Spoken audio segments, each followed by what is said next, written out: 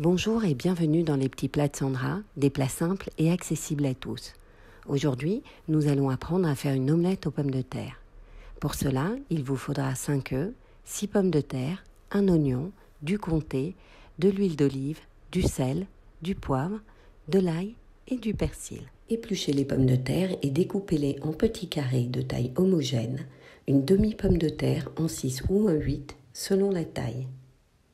Vous allumez la plaque sous votre poêle, je mets mes plaques induction sur 7, dans laquelle vous mettez un fond d'huile d'olive. Vous y ajoutez les pommes de terre crues et vous mélangez en veillant à bien les enduire d'huile d'olive. Puis, après l'avoir épluché, vous découpez votre oignon en petites lamelles et en petits bouts.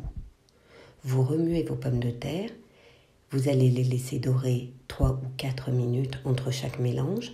C'est un moment où il faut surveiller la cuisson afin qu'elle soit bien dorée sans être noircie.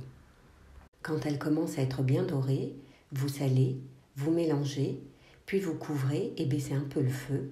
Je mets mes plaques à induction sur 5. Cela permettra à vos pommes de terre d'être tendres.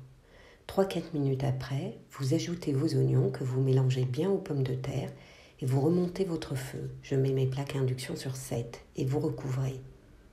Puis vous préparez 5 œufs dans un bol que vous allez battre et mélanger à la fourchette. Vous salez et poivrez et mélangez à nouveau. Puis vous remuez vos pommes de terre et vérifiez qu'elles sont cuites à l'aide d'un couteau. Dès qu'elles sont cuites, vous ajoutez du persil et de l'ail et vous mélangez. Vous ajoutez des lamelles de comté dans les œufs battus.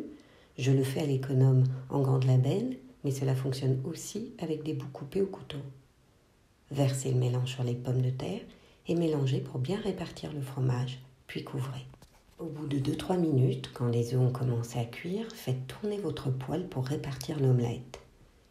Quand l'omelette est encore baveuse, mais presque cuite, retournez-la à l'aide d'une assiette. Couvrez-la, laissez-la encore cuire 2-3 minutes et c'est prêt. Il ne vous reste plus qu'à servir. Nous adorons la déguster avec une salade. Sucrine ou romaine, c'est délicieux. À bientôt!